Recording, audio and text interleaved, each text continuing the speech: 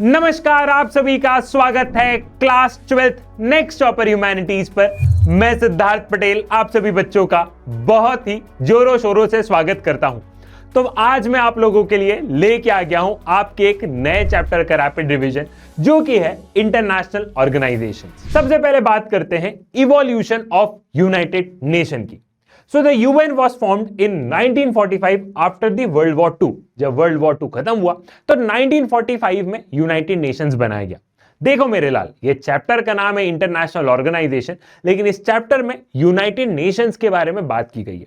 United Nations के बारे में बात इसलिए की गई है क्योंकि ऐसा माना जाता है कि वर्ल्ड की सबसे पावरफुल ऑर्गेनाइजेशन कोई है तो वो है यूनाइटेड नेशंस। यूनाइटेड नेशंस बना 1945 में वर्ल्ड वॉर 2 के बाद में, इस उम्मीद से कि अब वर्ल्ड में वर्ल्ड वॉर 3 नहीं होगा और यूनाइटेड नेशंस पीस को इंश्योर करेगा, सारे कॉन्फ्लिक्ट्स को रिजॉल्व करेगा। On October 30, 1945, India join the UN. India join करता है 30 अक्टूबर को। The UN has 193 members. 193 members हैं यूनाइटेड नेशंस में। The US, UK, Russia, China, France are the permanent member of United Nation Security Council. और United Nation की एक body है जिसको कि हम कहेंगे, या फिर यूनाइटेड नेशन की सबसे पावरफुल बॉडी है यूनाइटेड नेशन सिक्योरिटी काउंसिल। उस सिक्योरिटी काउंसिल के 5 परमानेंट मेंबर है। अमेरिका है, Britain, UK, France, China and Russia. ये जो है ये 5 परमानेंट मेंबर है यूनाइटेड नेशन सिक्योरिटी काउंसिल के। अब ये 5 परमानेंट मेंबर का मतलब क्या है? इन 5 परमानेंट मेंबर के पास में एक स्पेशल पावर है जिसको कि हम वीटो पावर बोलते हैं।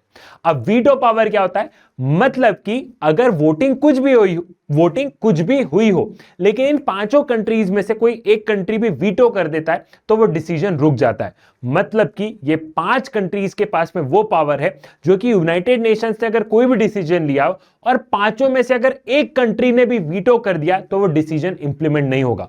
मान लो कि चाइना ने वीटो कर दिया, हमने एक इंटरनेशनल लेवल पे किसी को टेररिस्ट के तौर पे डेजिग्नेट किया जा रहा हो, लेकिन चाइना ने अगर उसे वीटो कर दिया है तो उस पे कोई एक्शन नहीं लिया जाएगा। तो ये veto power in 5 permanent countries के पास में है, जिसका कि सबसे ज्यादा क्रिटिसिज्म भी होता है। ठीक है, तो सिक्योरिटी काउंसिल के 5 परमानेंट मेंबर है। एक है जनरल असेंबली, यूनाइटेड नेशन की दूसरी बॉडी है जनरल असेंबली। जनरल असेंबली में क्या होता है? सारे इंपॉर्टेंट मुद्दे जनरल असेंबली में डिस्कस होते हैं और जितनी भी कंट्री यूनाइटेड नेशंस की मेंबर है वो सारी की सारी कंट्री ऑटोमेटिकली जनरल असेंबली की मेंबर्स हैं। ठीक है, लेकिन जनरल असेंबली के भी कोई भी मेंबर को सिक्योरिटी काउंसिल का अगर कोई एक मेंबर भी वीटो कर देगा तो वो डिसीजन नहीं लिया जाएगा। उसके बाद में सोशल एंड इकोनॉमिक काउंसिल, इसका काम है सोशल और इकोनॉमिक लेवल पे डेवलपमेंट और सारी चीजों को समझना। Then trusteeship council, trusteeship council का क्या है? ट्रस्टीशिप काउंसिल बेटा आज की तारीख में एग्जिस्ट नहीं करता है। ट्रस्टीशिप काउंसिल यूनाइटेड नेशन की एक बॉडी थी जिसमें के तहत क्या हो रहा था कि हमने देखा ना कि बहुत सारी कंट्रीज ने गुलाम बनाया था, बहुत सारी कंट्रीज ने, मतलब यूरोपियन कंट्रीज ने एशिया और अफ्रीकन की कंट्रीज को गुलाम बनाया था। तो इन पे कुछ समय तक ट्रस्टीशिप काउंसिल ने उन कंट्रीज पर नजर रखी थी, उनके डेवलपमेंट वगैरह पे।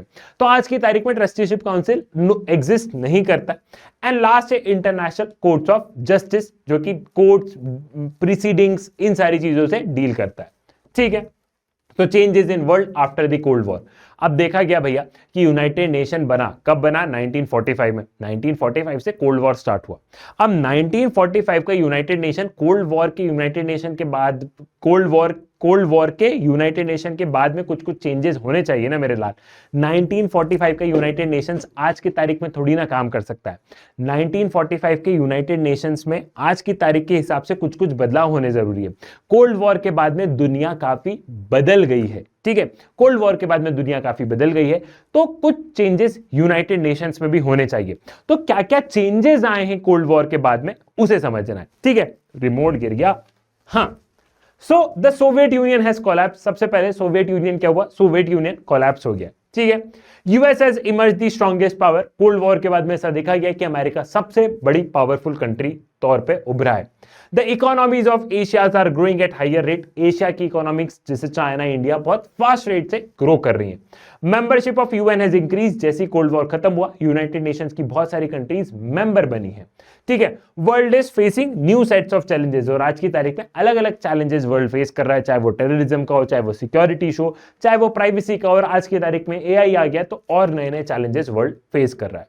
Now the reforms demanded in the UN, United Nations में कौन कौन से रिफॉर्म्स की बात हो रही है, ठीक है।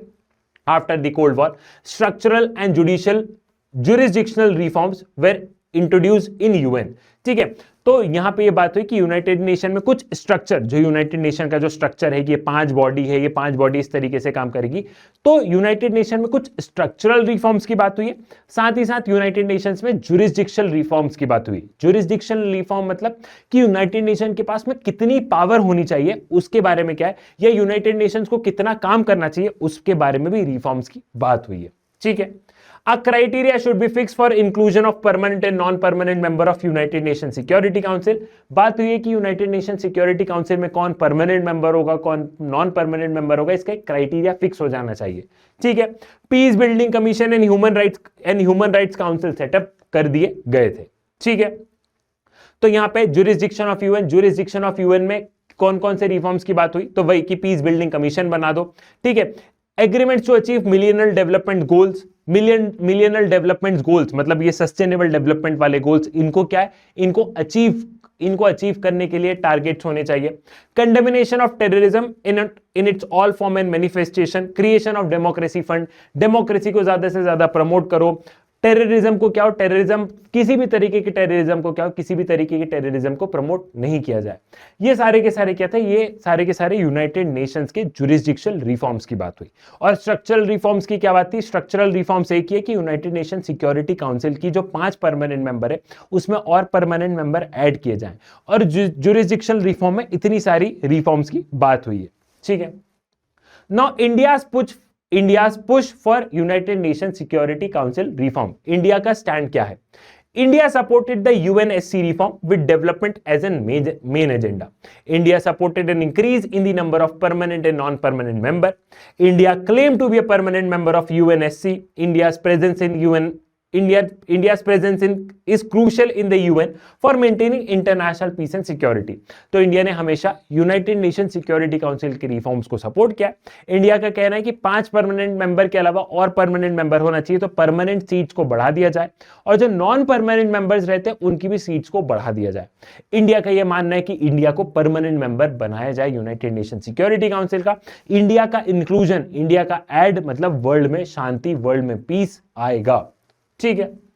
Now the concern about the security council, the membership of UN general assembly has grown. ऐसा बोला गया है कि जनरल असेंबली की तो मेंबरशिप बढ़ी है ना, कोल्ड वॉर के बाद में बहुत सारे लोग यूनाइटेड नेशंस के मेंबर बने, तो यूनाइटेड नेशन जनरल असेंबली की तो मेंबरशिप बढ़ी है। अब जब यूनाइटेड नेशन जनरल असेंबली की मेंबरशिप बढ़ी है तो यहां पे सिक्योरिटी काउंसिल की मेंबरशिप क्यों नहीं बढ़ी है, ये एक सवाल है, ठीक है। And India believes that static nature of Security Council has weakened its representative character. An expanded Security Council with broader representation would gain greater support. India argues that developing countries should have more role in decision making of United Nations Security Council. यहाँ पे वही बात हुई कि India चाहता है कि security council की मेंबरशिप बढ़े, क्योंकि सिक्योरिटी काउंसिल की मेंबरशिप बढ़ेगी तो वर्ल्ड का रिप्रेजेंटेशन अच्छे से होगा। आज की तारीख में वर्ल्ड में सबसे ज्यादा डेवलपिंग कंट्रीज है, तो डेवलपिंग कंट्रीज का सिक्योरिटी काउंसिल में परमानेंट मेंबर होना जरूरी है और इंडिया कहता है कि हमें परमानेंट मेंबरशिप इसके तहत मिलनी चाहिए, ठीक है। इंडिया कैसे परमानेंट, इंडिया की क्या बिड है, मतलब इंडिया क्या दाव खेलता है, इंडिया क्या अपने आर्ग्यूमेंट देता है कि इंडिया को क्यों परमानेंट मेंबरशिप मिलनी चाहिए। तो सबसे ज्यादा पॉपुलस कंट्री हम है, ठीक है। लार्जेस्ट डेमोक्रेसी, भारत सबसे बड़ा लोकतांत्रिक देश है, भारत की इकोनॉमिक ग्रोथ बहुत स्पीड से आगे बढ़ रही है। Major role in peace keeping mission, world में जो पीस कीपिंग मिशन चल रहा है उसमें इंडिया का बहुत बड़ा रोल है। तो कहा गया कि इंडिया के पास इतनी सारी चीजें हैं, इंडिया को परमानेंट सीट मिलनी चाहिए। अच्छा, अब इंडिया के सामने चैलेंजेस क्या आ रहा है। इंडिया के सामने चैलेंज, जब भी इंडिया अपनी परमानेंट सीट के बारे में बात करता है तो पाकिस्तान मुद्दा उठा देता है, चाइना कभी बनने नहीं देगा, ठीक है। कुछ लोग बोलते हैं कि इंडिया के पास में न्यूक्लियर कैपेबिलिटीज, कुछ लोग न्यूक्लियर का बोल के इंडिया को परमानेंट मेंबरशिप नहीं देना चाहते, और कुछ लोगों का मानना है कि अगर हम इंडिया को परमानेंट मेंबर बनाएंगे तो हमें जापान को भी बनाना पड़ेगा, हमें जर्मनी को भी बनाना पड़ेगा, क्योंकि ये भी इमर्जिंग इकोनॉमीज हैं, ये भी अच्छी खासी पावरफुल कंट्रीज हैं, ठीक है। Now the unipolar world and the influence of US. The US has become the dominant superpower after the collapse of Soviet Union. As a result, UN lost its ability to directly challenge the US power. As interdependence increases, the UN role will be more important. ऐसा कहा गया भैया कि आज का जो world है, मतलब कोल्ड वॉर के बाद का जो वर्ल्ड है वो यूनिपोलर वर्ल्ड है। अब यूनिपोलर वर्ल्ड में अमेरिका क्या है, अमेरिका अकेला पावरफुल बचा। तो ऐसा कहा गया है कि बहुत बार अमेरिका को यूएन टक्कर नहीं देता है, यूएन हमेशा अमेरिका के हिसाब से काम करता है। अच्छा, काम क्यों करेगा ये भी बताओ कि यूएन हमेशा अमेरिका के हिसाब से काम क्यों करेगा। तो सिंपल है, यूएन को अपना खर्चा पानी सबसे ज्यादा कौन देता है, यूएन को सबसे ज्यादा खर्चा पानी अमेरिका देता है। यूएन का हेड ऑफिस कहां पे है, अमेरिका में, तो वो तो अमेरिका की सुनेगा ही ना। तो यहां पे सवाल ये आया है कि आज के तारीख में जो यूनाइटेड नेशंस है वो अमेरिका को टक्कर नहीं दे पा रहा है, जो कि काफी गलत बात है। ठीक है, लेकिन ऐसा नहीं है, ऐसा नहीं है मेरे लाल। इसको जस्टिफाई किया गया कि देखो यूएन कुछ बहुत विशेष कर नहीं पा रहा है, लेकिन फिर भी यूएन एक प्लेटफॉर्म है, एक प्लेटफॉर्म है जहां पे कि दूसरी कंट्रीज और अमेरिका साथ में बैठ के बातचीत कर सकते हैं। हम मान रहे कि यूएन कुछ बहुत बड़ा अमेरिका के अगेंस्ट नहीं कर सकता, अमेरिका गलत करता है तो भी यूएन चुप रहता है, लेकिन फिर भी यूएन एक प्लेटफॉर्म दे रहा है रेस्ट ऑफ द कंट्रीज को अमेरिका से बात करने का, रेस्ट ऑफ द कंट्रीज को अमेरिका के खिलाफ क्रिटिसाइज करने का। ठीक है, इन्फ्लुएंस ऑफ यूएन, यूएस का इन्फ्लुएंस क्यों है यूएन में, तो ये मैंने बता ही दिया है कि सबसे ज्यादा पैसा देता है, हेडक्वार्टर्स उसके अमेरिका में, वीटो पावर है, तो वही सारी चीजें। आई होप आपको सारी की सारी चीजें क्लियर हो गई होगी। अगर आपको इस चैप्टर को डिटेल में समझना है तो इसी वीडियो के डिस्क्रिप्शन में मैंने इस चैप्टर के वन शॉट रिवीजन की लिंक लगा दी है, वहां से जाके आप वन शॉट रिवीजन देख सकते हो। पॉलिटिकल साइंस में डरने की नहीं है बात, क्योंकि सिद्धार्थ पटेल है तुम्हारे साथ। चाणक्य नीति से लेके राजनीति तक तुम्हें जो चाहिए सब कुछ है मेरे पास। अभिघाट for you all, tata bye bye, love you all and do join this Telegram group. Love you.